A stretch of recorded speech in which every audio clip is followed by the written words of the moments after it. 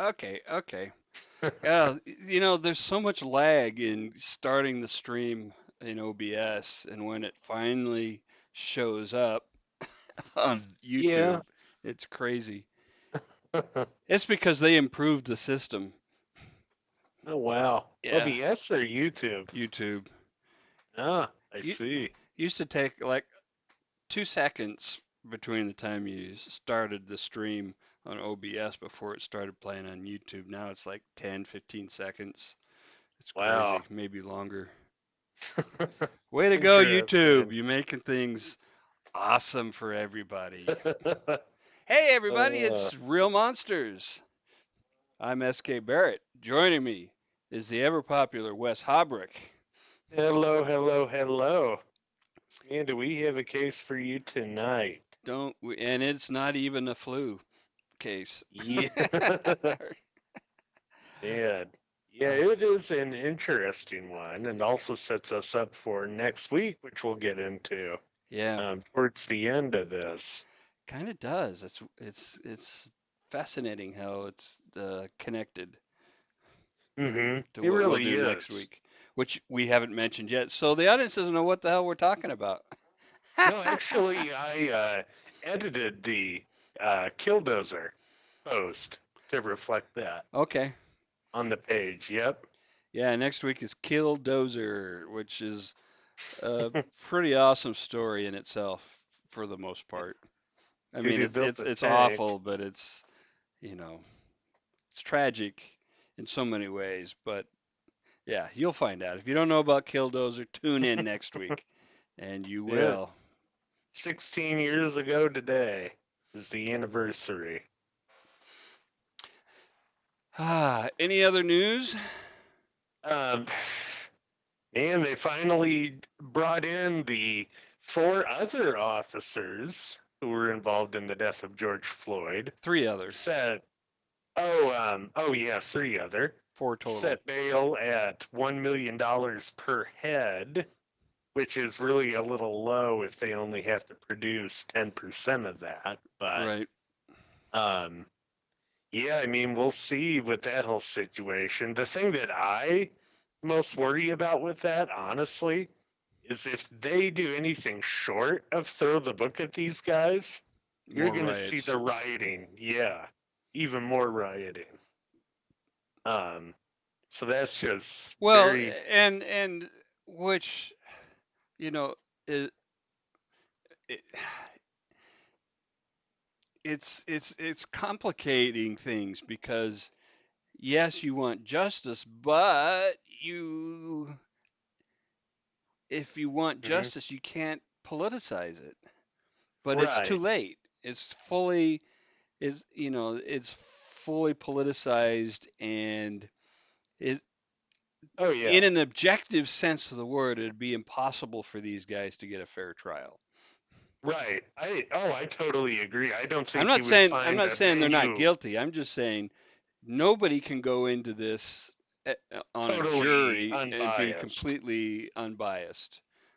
I don't think you could find a venue in this country No, that would fit that bill. no. Yeah, with national media and social media too, once you get down to it. But yeah, I mean, you have Again, all that, I'm not and saying those guys are innocent that they should get off or anything along those lines. I'm just saying from a objective justice point of view, they got no chance. politics needs to be separate from that. Too late. Right.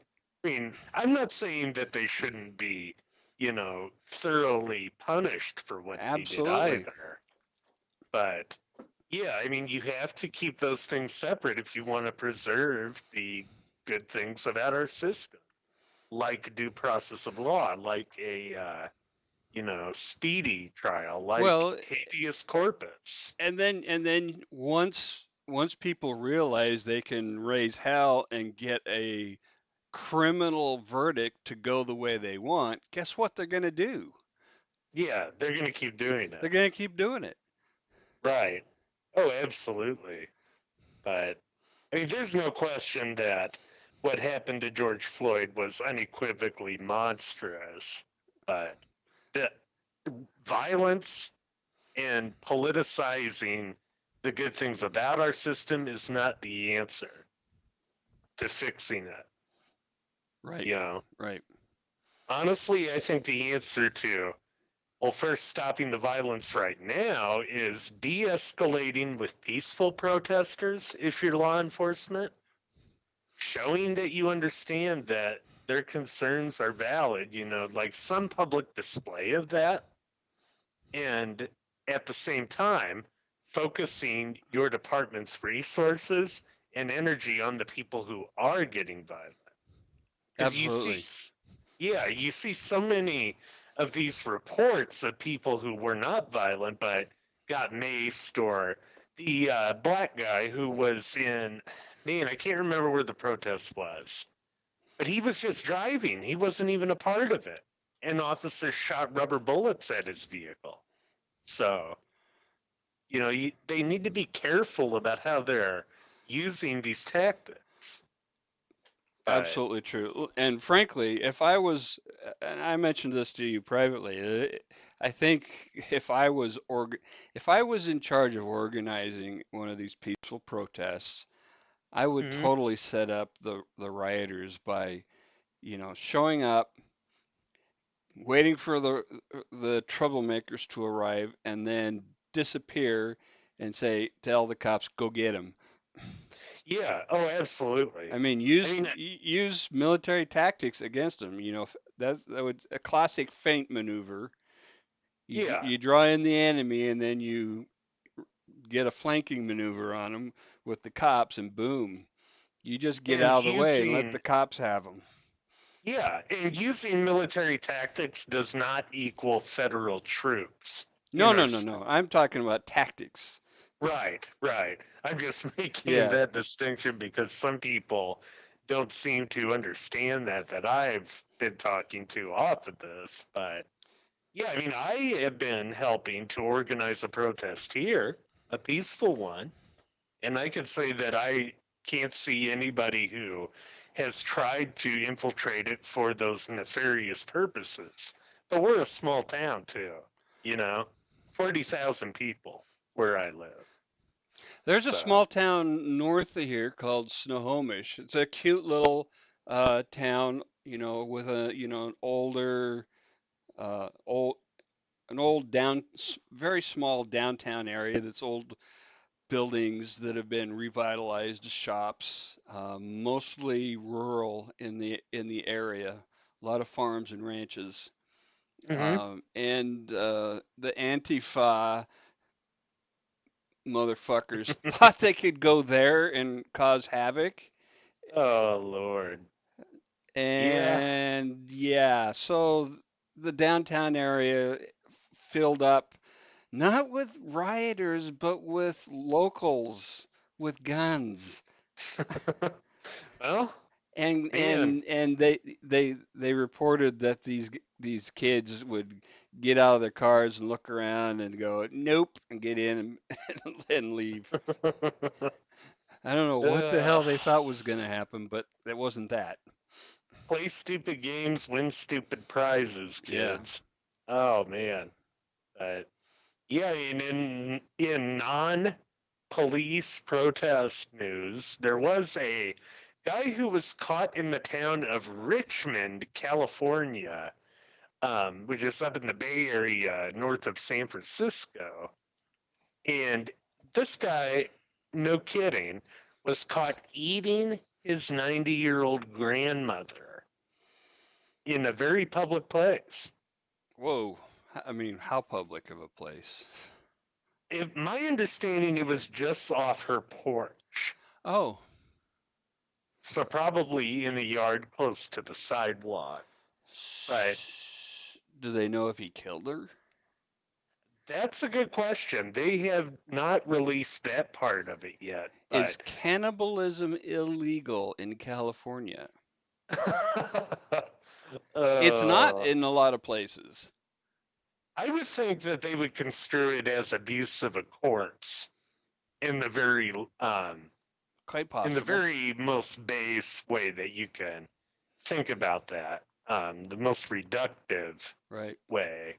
But yeah, apparently this guy they caught, people saw him over her body trying to eat her. And when police approached, they tried to get him off, and it didn't work, so they tased him. And he's been undergoing a extensive psychiatric battery, and I would imagine a toxicological battery Gotcha. at the hospital where they took him. So I'm thinking drug insanity for this one. Sounds like that bath salts behavior that we saw in Florida several years ago. Yeah, that could be a possibility. Or you know, a drug that a lot of people don't think about much anymore, but is popular in especially poorer areas. In fact, the poor areas of Washington, D.C. had a problem with this, is PCP. Yeah, yeah. Um, I mean, it can make you hallucinate and do those sorts of things, but yeah, I mean, man, Don't it's do just been drugs. uh, McBarrett the crime dog says, don't do drugs. That's right. But yeah, that's really all that we have to talk about. I mean, you can look on the website on our Facebook page, that is, facebook.com/real monsters. Um, for the rest of the news, we keep well, a beat, a national beat, Yeah. sometimes a world beat of crime news there. Oh, I'm sorry. Real Monsters Podcast. Facebook.com/Real Monsters Podcast. That is really all I have besides. All right. Well, we've got plenty of weird in this Yeah. one case. Um, Yeah. let's get into it, shall we? Oh, absolutely. This this case is so interesting because of its novelty.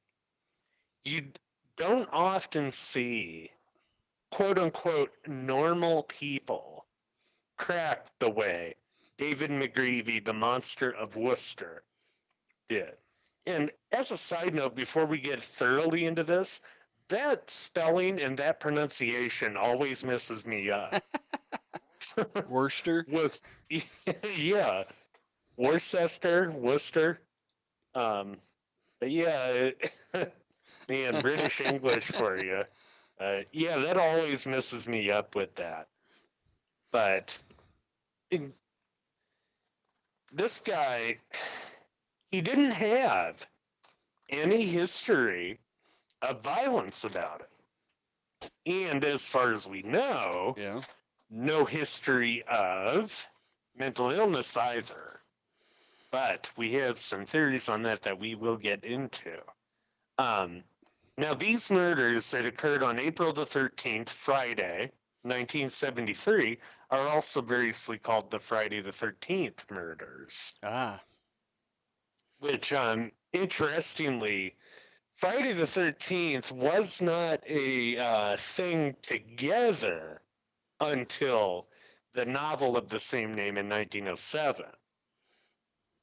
Friday was considered an unlucky day because that's the day that Christ died on, and 13 was considered an unlucky number because Judas Iscariot was the 13th Uh, apostle. And right. And also being the, being 13 was his whole problem. yeah, It wasn't anything yeah, else. but yeah, I mean, it really wasn't a thing together, though, until 1907, was the way that I was understanding it when I looked deeper into this. Although the Knights Templar were killed on a Friday the 13th in 1307, which it just sort of is another thing that people like to retroactively lend to that date. Right. That was made popular, well, made widely popular by the Da Vinci Code. Yeah. Don't But believe Dan Brown's bullshit, yeah, people. it's fiction. Yeah, exactly. don't read into it as history. Although he was actually sued for libel by the authors of a different book, Oh, Holy Blood, Holy Grail. I thought it was going to And be by the Templars, but I guess that wouldn't be the case, would yeah, no, it? but yeah, they sued him and they lost. But yeah, getting into McGreavy's life, he was born in Southport, England, 1951, to Bella and Thomas McGreavy. He's the second of six kids. No typical signs of violence or really much of anything going on. His dad was a sergeant in the Royal Signals in the British military. So David moved around a lot. The life of a Right? military child on really any continent, I would assume. Pretty much. But he had a pretty normal childhood. He's educated in army schools. And as far as I could tell, there really wasn't much of a record of discipline there. Although I would ask whether it was more regimented and that sort of thing, maybe a little bit more punitive than, say, your typical civilian school. But I don't know. His mother said that Germany was their family's happiest time. The kids would often go skiing, hiking, picnicking, and they really did everything together. Um, Now, this is when we get to the first thing that could be construed as to a predictor of Mr. McGreavy's future Okay. mental state. When he was in his teens, he stole his mom's shopping money and went from their family home in Cardiff, Wales to Liverpool, which is about a 4-hour trip. He basically ran away. But some criminologists who look at He this, ran away. He stole money from his mom and ran away, and that's supposed to be like some oh my God moment. yeah, yeah, that's kind of what I thought too. The one criminologist who studied this, a guy by the name of Professor David Wilson, put a lot of emphasis on that. Although to me, yeah, that could be very much just typical teenage rebellion too, not necessarily something indicative of a psychiatric Yeah, problem. I am really unimpressed with that as being some warning shot. Yeah, yeah, and it might be the case where when you hear what this guy did, people look back in hindsight and try to fit it in as well, you Oh know? my God, he watched Saturday morning cartoons. He's a monster. Yeah, yeah, I mean, absolutely. But yeah, at 15, he left school and enlisted in the Royal Navy, which had been a lifelong dream for him because of, what his dad did, I would assume. Right? But by the late 60s, he was stationed at Portsmouth Naval Base, and he joined his first ship, the HMS Eagle, Got a which we picture. actually have. It's coming Yeah, right up. pictures of both of them. Um, and that was, like I said, his lifelong ambition. But his dad kind of dogged him and really doubted his dedication for something like that, which is the first bit of what I would say is real evidence about what my theory is regarding this guy, which we'll get to. Okay. So Um, everything goes great on the carrier, right? well, his colleagues there called David arrogant and cocky was their term. Ooh. But, But that's maybe that's related to his age. right. That's also, you know, the pilots are supposed to have that, not other people. Yeah, this is true. Um, he did have quite the long disciplinary record from Mm, his time in the Navy.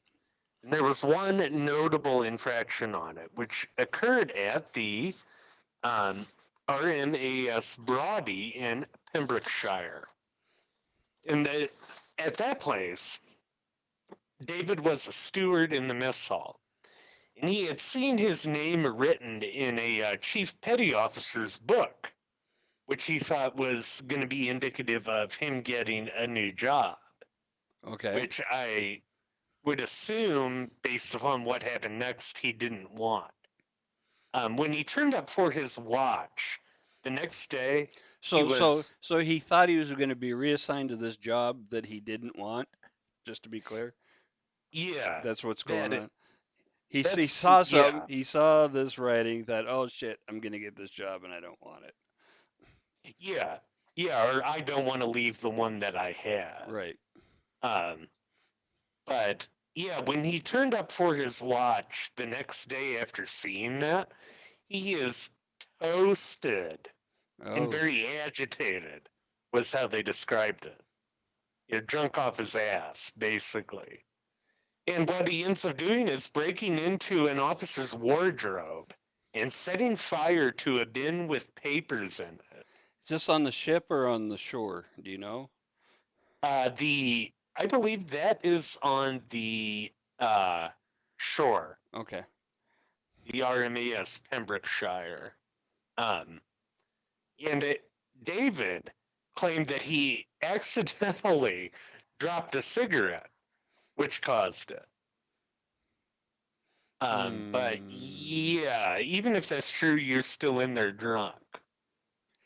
Yeah, At a, drunk on duty and starting a fire. Those are the Navy really is kind of cranky when it comes to fire. really? Yeah. I mean, 'cause here's the thing. Fire is about the worst thing that can happen on a ship. Oh, yeah, I haven't thought about it that way because it's so contained already. Yeah. Um, that's a good point. And on top of it, too, with all of this in this incident, he raised the alarm at 2:30 a.m. right after it happened. So this is in the middle of the night, Oh, in early Jesus. morning. So on top of everything else, he wakes up everybody. Yeah, Pisses yeah. On top of all everybody that, off. yeah. He expected them to think, still after all this, that it was an accident. But he is court-martialed. He's found not guilty of arson, but Okay. he is found guilty of negligence. So I guess they kind of believed him there. By the way, just so everybody knows, court martial is not an outcome. Court martial is the procedure. It means a military court. That's what court Mm-hmm. martial means. It means you go to court. Yep, It's not an outcome. precisely. The outcome of it was he got 90 days in the brig, basically. And when he's in there, he's given a extensive psychiatric battery. Sure. But But his CO, his commanding officer, never revealed the results. hmm, And his parents were given no explanation for his behavior. And you got to remember how young he still is, too. Technically, still a minor um, throughout all that. oh And yeah. that psychiatric report is still going to be pretty relevant after we get into the actual crime here. Because as far as I could tell, the British military is still sitting on it. Really? Yeah, What, yeah. national security bullshit for I, some 19-year-old? not wanting to have egg on their face with a guy who brutally murdered 3 children could be, Hmm. Yeah. which makes me believe they saw something in it as well. But, Hey, uh, here's the thing. If you don't want to get egg on your face for knowing about some asshole being an asshole, um, let it be known. Then it's not your fault if oh, you keep it secret. absolutely. Jesus, this is not complicated. Oh, absolutely. Sunlight is really the best disinfectant with these sorts of things. But, there's no doubt with this one that the fire was impulsive behavior. You know, that is pretty unequivocal. While it might be a little bit more equivocal, like we were talking about with him running away. Hmm. Uh, let's Yeah. see. Yeah, oh, go Still, ahead. still, a young man away from home for the first time in his life, not counting running away, uh, Hmm? Yeah, getting drunk and misbehaving and not really hurting anybody. So far, it's not much of a case. yeah, yeah. I mean, it's going to get way out there when Okay. we keep going through this. But in 1971, McGreavy is shore based at Portsmouth Dockyard after a tour of the Far East on the HMS Eagle. And a friend of his suggests that he should write to the friend's sister. And from January to April, McGreavy and the sister Mary exchanged about 3 letters a week. And these letters are long. They are you could call them purple prose Okay. in a lot of ways. Um, Very baroque could be another term for them. Each of them was about 6 pages in length too. So, Oh uh, man, remember writing letters? oh man, That was a yeah, lot of work. yeah. Oh, absolutely. Um, he only really met her through the correspondence. He had never really met her in person. But in April of 1971, he does meet Mary for the very first time. And 1 week after that, at a party in Birmingham, he proposes to her, which I think you could argue is more impulsivity. Yeah, When, it that's a whole subject. yeah, oh, absolutely. I I mean, mean, once you consider he's only known her for what, 4 or 5 months, do we have a picture of her? I couldn't find one of Okay, her. just making sure that none of these Yeah. pictures are her. Um, Uh, yeah. So we see, I have known this to be a thing with some people from time to time, guys proposing to females on first dates even. oh, well. Uh, Now it's And, social media, just right off the bat. But this tends to be a an emotional, s- um, being emotionally undeveloped, hmm well, I uh, would very much agree with that. yeah, thing where they don't understand. They just like, I need somebody, you marry hmm me. Which is a feature of what I think McGreevy might have Yeah. and what might have been in that psychiatric report, Mm. which we will get to. Okay. But yeah, so he sees Mary for 2 long weekends in June and July of 1971. And again, he keeps up the 3 letters a week, 5 to 6 pages in length after. But Bella, his mother, did not like her. Mary was in constant pain because of a spinal issue. Oh. And I wasn't able to find out what the exact issue was, but without treatment of that, she would ultimately be paralyzed. Oh Um, man. yeah, but Bella thought that she was a bit of a hypochondriac when you get down to things.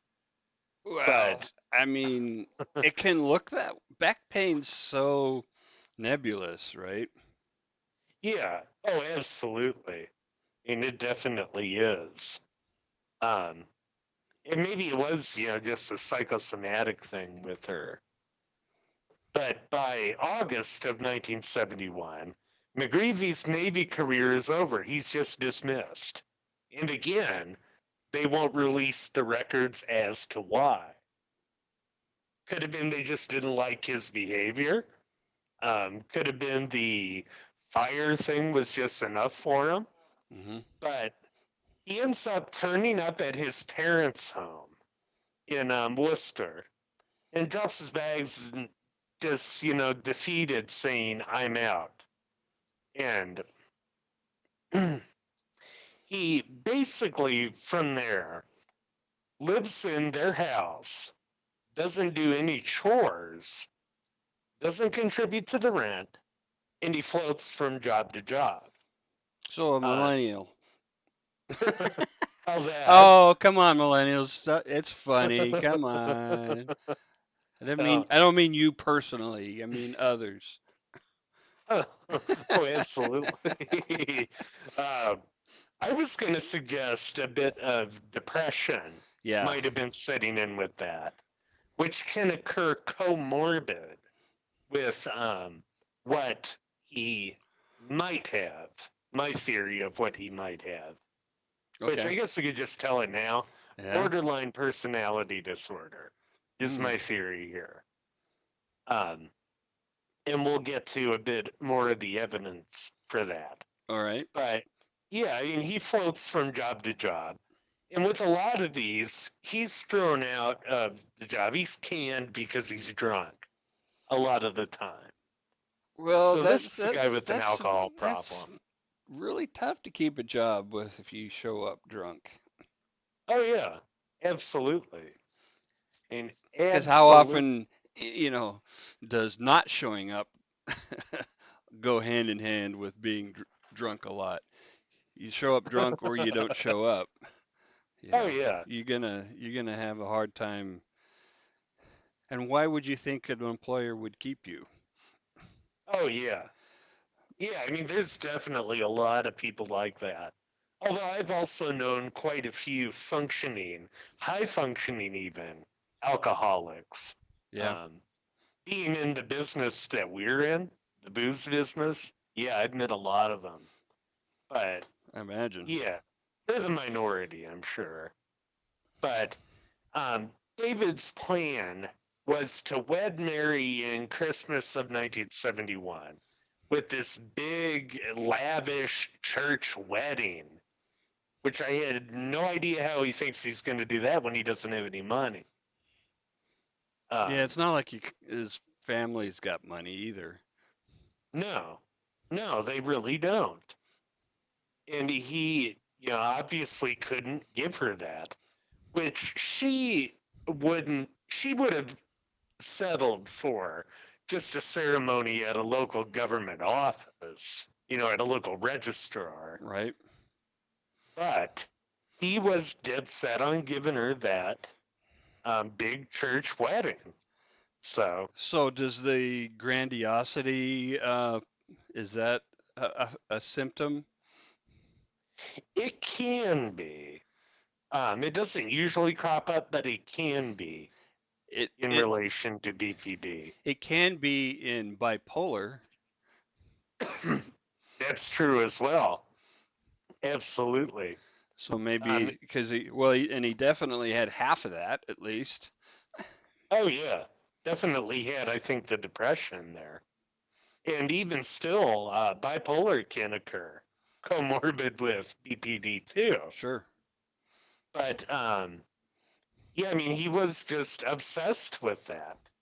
But by New Year's Eve, and actually on New Year's Eve, she broke it off with him. So you have a On New Year's another, Eve? yeah, on New Oh, Year's that's Eve. mean. Well, I, I I mean, mean, I mean, it could there's, have been a fight, okay, but if it was planned out, God, wait till the second. well, I would bet dollars to donuts he was likely loaded Yes, that night. I know. Maybe that was a exacerbating factor. It's But it's very likely he was being an asshole and drunk and all that kind of shit, and they had a fight and it blew up, and it just happened to be New Year's Eve, and he was already yeah, drunk before they even went to the party. oh yeah, and absolutely. But that also gets into another central feature. of borderline personality, Which and is? that's abandonment, Oh, big time really? abandonment issues. So far, we have, as far as I can tell, two of them, and soon to be a third, because he's not contributing, as I said, around the parents' house. Yeah. So they throw him out. Well, um, being a, military brat could give a child abandonment issues because daddy's always showing up and then disappearing for long stretches. Hmm. Oh, yeah, that too. Absolutely. And then them, sending him out to the streets to live. Yeah, But then you have his perception of the Navy as abandoning him too, when they just dismissed him after all that. right. And And all of his employers. oh yeah, yeah, those two. And then Mary was just the final nail in that coffin, as it were. Excuse the metaphor. Hmm. Um, but yeah, just looking for where I was there. She said that the main reason that she broke it off was that she didn't reciprocate the feelings that he had for her, and that she shouldn't have accepted the proposal. Ah, Um, and that's another thing. These these and very high passion, very early on relationships are another big marker for borderline personality. really? Yeah. So how Yep. old is he now at this age? 1971, he is 20 Okay. when we're getting into that. But And really his first girlfriend. yeah. Oh, absolutely. I mean, And most so definitely. so he's looking for he doesn't even know what he's looking for. He wants to feel loved Yeah. by He's somebody. floating around looking for his place in the world. Yeah. Um, yeah, and this all increases the stress in his life as well, which the stress is actually the main trigger in borderline personality for another symptom, dissociation. And explain what With dissociation is for people. dissociation, I'm looking for the right words to explain that. It is essentially not being in control of yourself and not remembering. Amnesia is a big form of dissociation. Yeah, Um, isn't it kind of like, you feel like a lot of times it's described as feeling like outside of your body, like you're an observer of your own possession. life. Yep. Possession is often used to describe it Hmm. with all of that. Hmm. Um, and in theory, that would take away responsibility for what's happening with it. And a lot of the times, it can also occur in the form of a blackout, where you black out, you lose all sense of time, Right? and you wake up. And I've had that happen to me when I actually had a reaction to Ativan when it was given to me for the first time. Yeah, I accidentally had a blackout episode with mixing um, s- Sonata sleeping pill with a little bit of alcohol and then not going to sleep. It Oh, wow. freaked me the fuck out, man, the next day. Man. Nothing bad happened. Actually, I didn't even leave. I did. That's how I realized what had happened is because there were dirty dishes. I had made food during the night that I didn't remember having or Oh, making, wow. and it's like, where did these dishes come from? Oh my God. Oh, man. But, No, with mine, it when I took it, it's really I scary because you actually, don't know, I could have done anything. oh, yeah. I could have gotten the I mean, car driven away. Who yeah, knows? there's records of people doing that. There's record of people having sex with somebody else Yeah. when that happens. It's actually a recognized disorder called sexsomnia Oh when that man. happens. Does But that require actually having somebody else? oh man. Because that would be a real barrier. Well, um, yeah, I mean, with mine, I woke up in a hospital bed, Oh, didn't know geez. what was happening at all. But yeah, I mean, the depression on top of it, I would argue, could exacerbate all of this. Sure. Um, but in 1972, he moves in, McGreavy moves in with his school friend, Clive Ralph, at Gillum Street, which we actually have a picture of, in Worcester, where he lives with his wife Elise and two kids as of right now.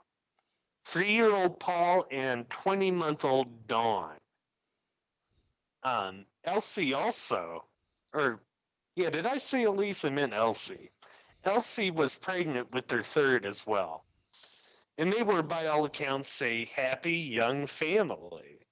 There was about a 5-year age difference between Clive and Elise. Um, and they described their time there in their childhoods, Clive and Elise, as idyllic, was the word they used. Which Clive, in the more modern age from about 2013 to today, has kept clear of the press as far as I could tell. But Elise still does interviews, and it's just so sad watching them when you see what has happened to her kids. Oh, But yeah. yeah, Elsie and Clyde married in 1968. She was 16 at the time. Clive worked for his dad driving a truck. And David, when he came to the door, basically just asked him, "Can you put me up for a while I find a place?" And he said, "Sure." You know, this is a community where everybody keeps their doors unlocked Mm. and people take care of each other. Um, and the house that they were in was actually pretty tiny too, only 2 bedrooms. And David shared a room with Paul. Um, and David quite a lot because Clive would be gone on his route with the lorry, with the truck. Yeah. David would act as an extra pair of hands around their house. He helped with the kids, watching them, playing with them. He helped around the house, and he even made the occasional meal. So, quite the switch from with his parents. And Elsie, her words were, he just seemed like a normal person. He used to play with the children. And in fact, this is interesting. There was a newspaper account published before McGreavy did what he did that said that he publicly excoriated Elsie for spanking Paul. Really? Yeah. So you're seeing just how much of a contradiction this guy is. And during that time, Elsie said he would have the occasional drink, and he didn't really act weird with it. You know, it was normal. And the neighbors actually called McGreavy educated, a know-it-all, and moral. Um, and in Professor Wilson's Sounds like words with me. all of that, yeah, Well, the know-it-all part, essentially, anyway. educated as well, moral too. Didn't want to skip over that one. But Professor Wilson's called him and summed it up as saying McGreavy was a quote normal bloke. Um, and in fact, journalist Tony Bishop, who we have a picture of too, he's the guy with the really long mustache. He Okay. was one of the first on the scene when the tragedy occurred. He called McGreavy well spoken, was his word. But a drink in him, Yeah. and he'd be angry and surly. And he would also get a little petulant Okay, with people. so I have a alcohol related question for you. Sure. Does alcohol change people or Or does does it it? bring out the real? Yes. I'm a believer that it brings out the real more often than not with people. Um, Because or cause real grievances on something. it seems to me from my observations and personal experience that it really is just, it lowers your barriers. Yeah. Oh, absolutely. By definition, And that's so, what it does. you can't, if somebody is really nice when they're sober and really mean when they're drunk, I think they're just mean people that keep it under wraps. Yeah. Oh, yeah. It's somehow, anyway. Yeah. Um, but yeah, that's my thoughts with it, is that's what it usually does to people. But local police actually once caught McGreevy very drunk and walking the white line down a main road in Worcester. Oh, Yeah, literally like he's doing the line test for sobriety. And this upset the elder McGreevy, who lived only a few streets away from the Ralphs. oh, really? Yeah, this was not far away at all. And Dad, he told him again, stop boozing. Yeah. But as we know, he just didn't listen. But Elsie ends up getting a bartending job at the Punch Bowl, which is only 2 miles from their house, which we have a picture of the Punch Bowl too. She would walk to work, and Clive would often pick her up at closing time. And during this time, David would watch the kids, in that short amount of time that he would do that. Which brings us to the date, Friday, April 13th, 1973. Elsie says her kids were in bed. Yeah. Clive leaves late to pick up Elsie, so she's likely waiting outside the bar. They returned. Police were there outside the residence saying, "We need to speak with you at the station." And they just told her basically straight up her children had been murdered. Oh, And there was a doctor actually on the scene who had to sedate her because she went hysterical, in her words. And throughout all of this, she was kept on a very heavy regimen of barbiturates to keep that down. And she actually attempted suicide. Like I said, it's just heartbreaking to see well, her yeah. I mean, one interviews. of your children, much less all of them. Hmm. Yeah. And in that short time that Clive went to get her, all three Ralph children had been brutally murdered. David and a friend earlier that day had gone to the local pub called the Vauxhall for cards and darts, and they had apparently had a slight altercation when his buddy put out a cigarette in McGreavy's drink. Um, McGreavy himself had consumed between about 5 and 7 pints, so about 80 to 112 ounces of How does alcohol. anybody drink that much of anything? I don't understand. I would assume it wasn't a whole lot of time that it was spaced out either. No. Uh, I just, so, just the volume of it just baffles me. I can't drink that much of anything. yeah. Oh, absolutely.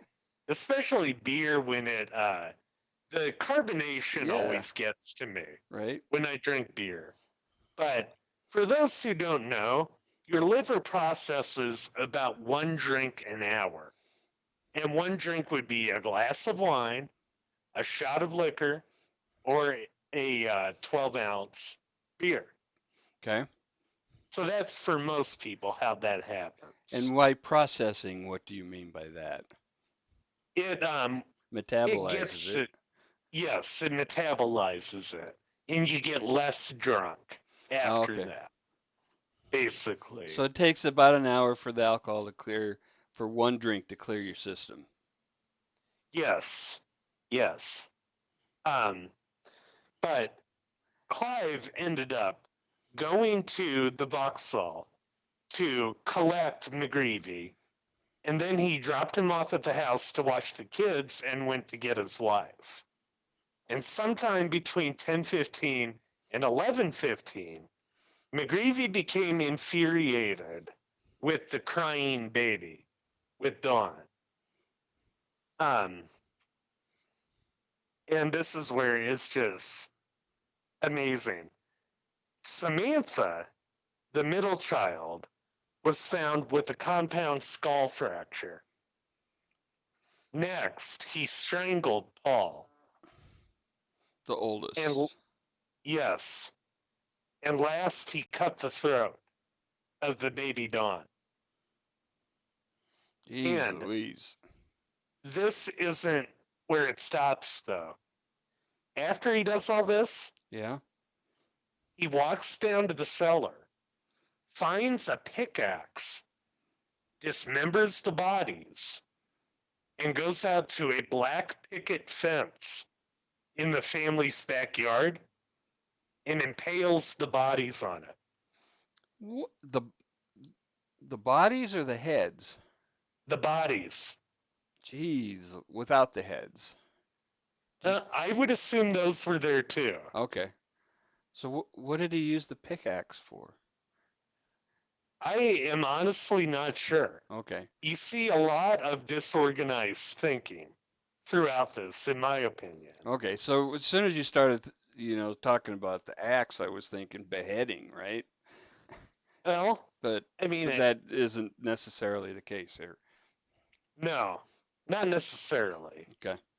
Um, So he I mean, just it's he just, just displays these bodies in the yard for anybody to see. yeah, he doesn't try to bury him. He just displays them for anyone who wants to look by and see it. That is, we've covered a lot of people who have tried to use an insanity defense unsuccessfully. But that behavior right there is the closest that I've ever heard that might qualify. I agree. I definitely agree. Um, although I am not totally sure I'm not saying he of it. was insane, but I'm saying that behavior of displaying his work rather than hiding it is Hmm. the only thing that I've heard out of all these cases that might, you know, get a jury to think, yeah, well, yeah, that's crazy shit. Approximated at some level, Yeah, yeah. Yeah, you just do not see that where they're displaying their work yeah, so boldly. in public. Yeah, I yeah, mean, yes, you see sometimes where they'll make they'll pose bodies, but they're still in a hidden place. yeah, yeah. Oh, absolutely. With something like that. Right, there we have a view of the back Yeah, of it. that's just wow. That's that's nuts. So then, obviously, somebody saw this. Yes, they saw it and locals saw it and they called the police, who came there and they did not, for good reason, want Elsie and Clive to see that No, scene. Um, not necessary. and and they found McGreavy not far away on a road, maybe a couple miles from the house. that same night at about 4 o'clock in the morning. Okay. And he was genuinely surprised when they picked him up. He's like, "Well, why are you here? What are you doing?" Um, and that could be indicative of dissociation Right. that happened at this crime, and alcohol would very much precipitate that. In addition to his other issues, or his other issues that we've been speculating about. Um, So so how much time passed between when the crime took place and he was picked up? you have about, I'm doing the math in my head, about 6 hours. Okay, plenty of time to sober up. Yeah, yeah. I mean, enough to get enough sober. Right. But another thing that is very interesting about this, that stands out a lot, he used 3 different methods to kill these kids. Yeah. That means he had to stop and think between each of them. So there's a degree of premeditation in that. Well, I mean, to a certain extent, but yeah, I mean, yeah, that's it's very unusual. Hmm. Very, I So, mean, typically a killer, who's doing a group murder scenario, they'll just stick to their one, preferred mhm. method for everybody. Right, right. Or if it was the drunken rage Right, that solely caused him to do it, they would just stick to one method. right. Um, and that's what McGreavy told the cops later on in a confession. He said that it started with me just putting my hand over the baby's mouth. And then from there, he found a wire to strangle Paul. So the memories eventually returned to him? Yes, Oh, that's interesting. yes. Um, Did that but happen for you? Because it didn't happen for me. it did not happen for me either. Maybe, and maybe I'm wrong in my assessments with him, but yeah, they said that with this, he gave graphic but measured detail when he gave his confession. Um, Hmm. I was going to bury Paul, but I couldn't. Okay, well, it does not necessarily follow that you then impale him on a fence. That's a total 360 on your Yeah. lot. Oh, maybe that's what the pickaxe was for. He was gonna dig a grave in the backyard. No? Yeah. And dismember them so they're easier to fit Yeah. in it. And his last statement with it was, all I can hear is kids, kids, kids. Yeah. That's kind of the nature of kids. Oh, man. But Kids, there were, kids are so noisy that when they get quiet, that's when you worry. um, there was a couple psychiatrists who speculated that it might have been a sex crime with that, Hmm. Any but evidence of that? there's no evidence that he ever molested the children that I could find. Okay.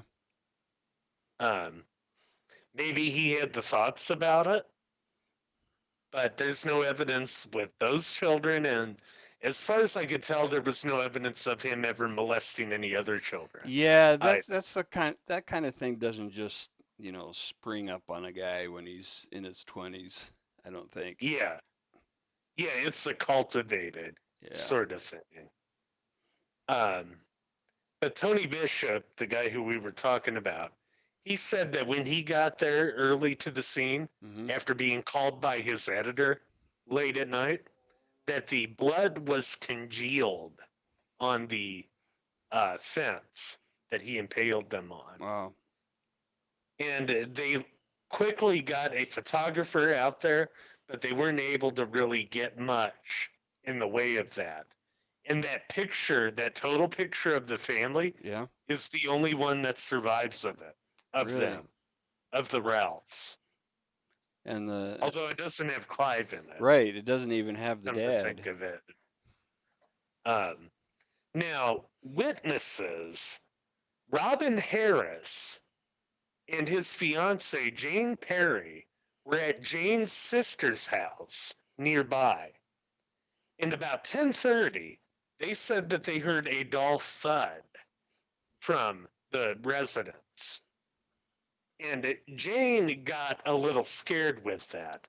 And Robin decided that he was going to go investigate, but she begged him to stay there with her because she did not feel safe until her brother-in-law got home, and then both of the men would go investigate it. So that's what ended up happening. Mm. Um, they heard when they were by the house, they heard a second dull thud, and they saw the lights on in the house and the cellar. So they likely caught him when he was going down to get the pickaxe, or right after he got it, Wow. based upon that timeline. And another neighbor said that they saw a tall, thin man with shoulder length hair in the garden, which could fit McGreavy. But others say that they saw nothing around that same time. So this is one where you got a lot of questions. But Absolutely. um, Professor Wilson made a very interesting point, I thought, with all this. In any household, the most powerful person is a small child once you get down to it. They're also the most physically weak, Yeah, but the house has to set all their demands, all their schedules, and everything around that child to make sure their needs are met it's true. once you get down to it. Um, Well, I mean, in uh, there's a parallel there to farming. Um, my parents come from farm country, and the rule is, the animals come first because they can't take care of mhm, themselves. mhm, Uh, absolutely. Yeah, that's a great parallel there with that. Makes a lot of sense. And when you factor that in with the kids, David was also essentially a powerless person. And what's that going to do? That's going to engender a lot of rage yeah, in somebody. yeah. Is So, oh, interesting. So he feels powerless, which was, to be honest, largely his own doing. mm-hmm, Um, but then there's these other little creatures running around that are tiny little, you know, helpless little creatures, these children, and yet they're mm-hmm, very powerful in yeah, in that, according to that dynamic. And yeah, you know, there could be a lot of resentment there, right? yeah. Oh, I definitely think so with that. It's just really a question of what it was that made the moral wall that said it's wrong to kill them come down. And you have the alcohol, of course, but I think Yeah, but there's those other things too. 99.999% of people who get drunk don't murder children. Right. Oh, yeah. Yeah, absolutely. But if that is pre existing, it could remove some of the inhibition to not do it, some of the Yeah, inhibitory factors. something else had to be a factor. Absolutely. That's kind of Yeah. what I was saying. Yep. Oh, It's not enough. absolutely. Yeah. Alcohol is just not enough on its own. And that's where I think you get into that idea of um, BPD Yeah. and everything else. But yeah, after this, he has about 10 different hearings where he is at all of them remanded without bail. And his trial actually happens on June 28th, 1973, exactly 13 years before I was born. Um, and it lasted, get this, just 8 minutes. What? His trial, yeah. So he ended up just pleading guilty. Oh, I see. Was that Um, he unexpected? got, yeah, oh yeah, in a lot of ways it was. But he got a minimum of 20 years.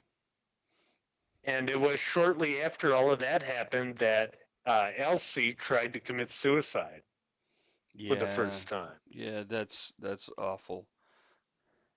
And Clive, he just couldn't cope. And a couple months after, he came to her and asked for a divorce. It's almost cliche, you know. Um, Families oftentimes do not survive the death of a child Yeah, under and the like you, under any circumstances. mm-hmm. Yeah, and like you said before, murder kills whole families Yep. too. Most definitely. Um, but for the record, McGreavy was constantly attacked in prison because, of course, a child killer is going to Oh, be viewed as lowest form of life. yeah. Um, in 2006, though, he's transferred to the Ford Open Air Prison, which I'm not totally sure how one of those works. Open air prison. Are they camping? Oh, This man. wasn't in Phoenix, But was it? uh, no, but he was transferred there and then he was put into a hostel, which is Like problematic. like a like But a halfway house? basically, but the Sun discovered this and they actually printed it on their front page, which I think we have a picture of in there. Uh, And yeah. this resulted in Mr. McGreevy getting sent back to Gen Pop in the closed air prison. Okay. That's where the Sun, they photographed him wandering Liverpool. But soon after Oh, that, is that I think that picture there? oh, it's the picture of the guy in the black jacket with glasses. That's McGreevy wandering Liverpool. But they send him back to Gen Pop and, um, This one? oh, it might be a bit of a lag on my end. No, that one is we're going to get to in just a second. Okay. It's relevant to something Whatever. else. So they got a picture of him. Yeah. Shortly after this, he was granted what's called an anonymity. Yeah, that's it. That's the picture. That is David McGreavy. He was granted an anonymity order shortly after this, which Really? is a concept that would never fly in the United States because of the First Amendment. It's just like But basically basically, giving him a new identity and sealing records or what?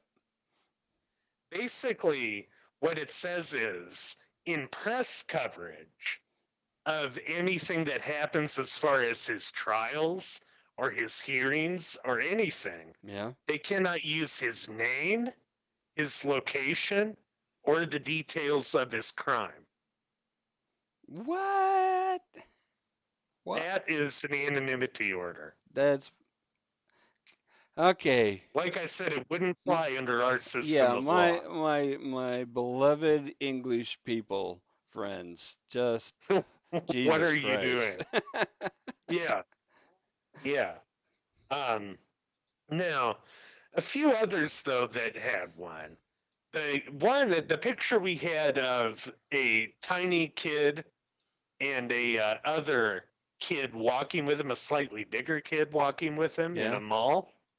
That was actually notorious child killer John Venables, who killed James. Man, what was his name? James Bulger in the early '90s in Great Britain. He was like 12 when he killed this kid who Okay. was a toddler. He was like 5 or 6. But John Venables has an anonymity order. And also Ian Huntley's partner, Maxine Carr, who killed 2 women. It's usually only used for released people, Sure. but um, McGreavy, in any press about him over there, could only be referred to as Prisoner M. Wow. So, yeah, he said that any coverage of him would endanger his life. But Well, I mean, no, fuck you, man, yeah. with that. There's a legal argument about um, sex offender registries that goes along the lines of, it's a continuing punishment for them beyond, their sentence, Mm-hmm. right? That they're convicted, they serve their sentence, but after they're serving their time, paying their price, paying their Mm-hmm. for their punishment, they continue to be punished beyond the scope of the sentence by having to register as sex offenders. And Yeah. um, I, I, there's some validity to that. Um, Mm-hmm. there's also clearly very strong arguments on the other side of that, but that is so much more valid than what this guy had. Yeah. Oh, absolutely. But now, luckily, his AO, his anonymity order, was challenged by various British media in 2013. Yeah. The court agreed and they overturned it. They threw it out. But this case doesn't end because What? he was ultimately released last year, July of 2019. So, yeah, he is walking the streets. David McGreavy. So after how much time? 1973 to 2019. So 7. I'm having difficulty doing math right now. It's over 20 What is years. it? Yeah. I mean, it's over the 20-year sentence, but the 20-year minimum sentence for a triple murder Is just also doesn't sit well with me yeah. at all. You give somebody like that life in prison. But the other problem here is that because we don't know why he did it, he Mhm. could still be a threat. Yeah. What's to say that won't happen again? We'll find out. Yeah, unfortunately. But Hmm. that is more or less the saga of a quote unquote normal man Well, who somehow went wrong. you'd think they would have given him some psych evals in prison before turning him loose. I mean, you'd Yeah, hope. well, I don't know. I mean, after how they were holding on to that early one from the military, I just, I don't know. So let me ask you this: if let's say it's coming up on his, well, at any point. while this guy's in prison, and you do a psych eval, and what would freak you out the most? That there was nothing wrong with him, or that there was something wrong with him? What would freak me out the most is that there's nothing wrong with him. Yeah, that's kind of what I was thinking. Yeah, yeah, I mean, absolutely.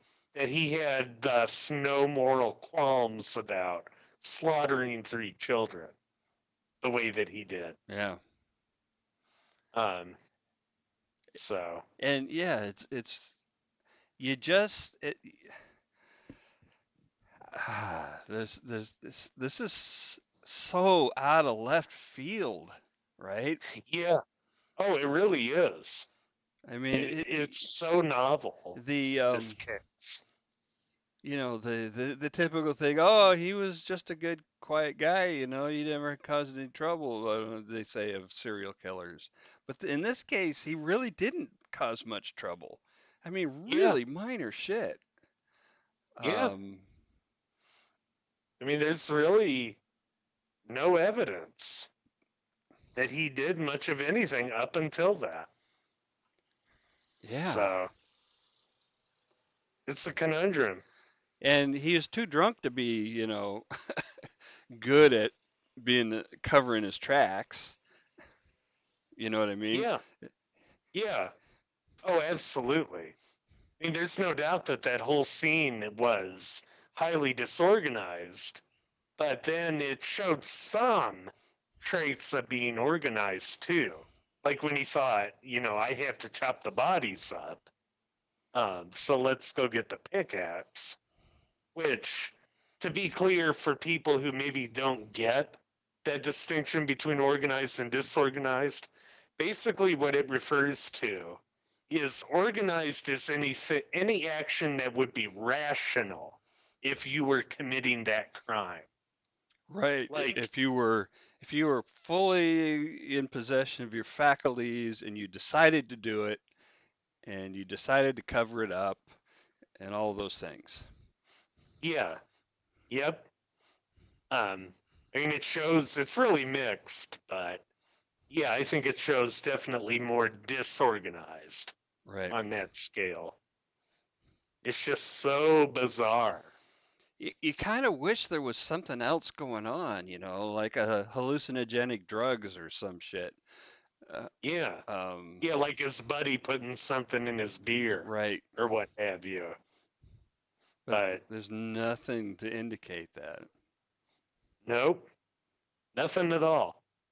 And besides, like I said, I think you can make a good case for some of those mental illnesses that we were talking about after looking through the DSM last night was when I thought about that. He hits about, as far as I could tell, 5 of the 7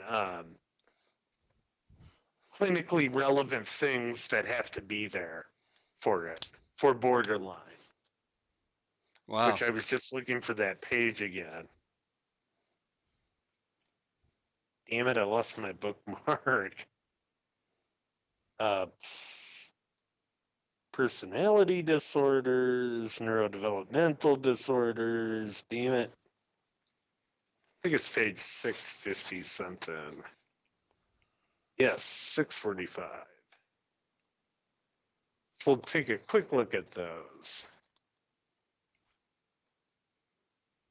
Because it is interesting when you look at it.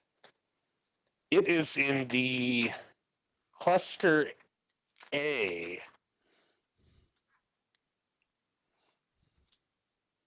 with schizoid, paranoid, and schizotypal, I think.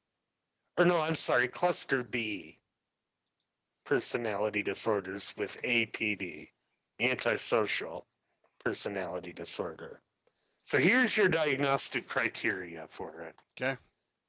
A pervasive pattern of instability of interpersonal relationships, self image, and affects, and marked impulsivity, beginning by early adulthood and present in a variety of contexts, as indicated by 5 or more of the following. 1. Frantic efforts to avoid real or imagined abandonment. Hmm. Note, do not include suicidal or self-mutilating behavior. 2. A pattern of unstable and intense interpersonal relationships, characterized by alternating between extremes of idealization and devaluation. Hmm. 3. Identity disturbance, markedly and persistently unstable self-image or sense of self.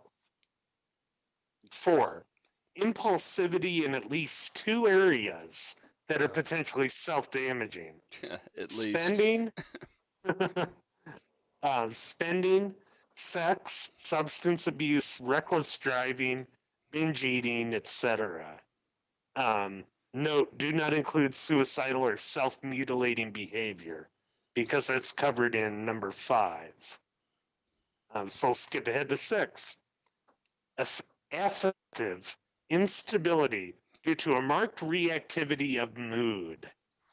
For example, intense episodic dysphoria, irritability, or anxiety, usually lasting a few hours and only rarely more than a few days. 7. Chronic feelings of emptiness. 8. Inappropriate, intense anger or difficulty controlling anger. Shut up. And the last one, transient, stress related paranoid ideation or severe dissociative symptoms. Yeah. So I think you could make the case for at least 5 of those being present with what we know. Yeah, and how many does it take? Simple majority? 5. Yeah. Yeah, 5 or more Yeah. of them to get the diagnosis, according to the DSM 5. But because he pled guilty, none of this came out. No. None of this was made public, whether, he had an eval or not or anything. Mm-hmm. Yep. And none of it.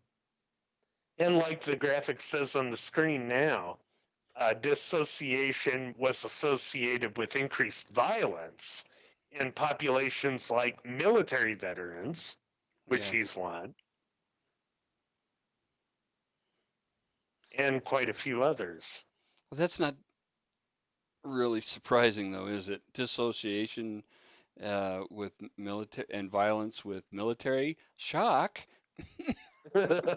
Yeah, yeah, absolutely. But yeah, that's just the weirdest. I think it's one of the weirder ones we've looked at, precisely because just how normal he was. Which is, yeah, you can't. I'm sure there was a lot of blame going around with the parents back and forth, but Hmm. you can't. You, there's no blame to be had. You can't. Nobody saw this coming. There was nothing to see until it happened. Yeah, absolutely. There were no signs. Yeah, there were no missed signs because there were no signs at all. Right, precisely. Uh, yeah, this is a pretty good setup for what we're going to be doing next week, too. And how Which, is like that? we said at the top of What this, is the is tie-in with Killdozer? the tie-in there, in my opinion, is another guy who was driven to do unreasonable things. Mm. Although, Different causes, different effects. yeah, yeah, definitely. And I think there was maybe a little bit more of a case for Killdozer. Mm. But it's another normal guy, Yeah. who literally was driven to building his own tank and raising a little hell with it. to put it mildly. Oh, God, did he? And Yeah, well, we'll get into this next week. The beauty of it is he really targeted the people who had wronged him, and not much yeah, of anybody else. yep, he did. I mean, of course, there's no excuse for killing children, but No, there's definitely I mean, that's what we always search for, I think, on this show is explanation. and there isn't always Or one, and that's the kind of the scary thing about people. You don't always get to figure it out. yeah, oh, absolutely. And you're right, Patty. It does make it extremely sad when there isn't one. Our brains crave meaning.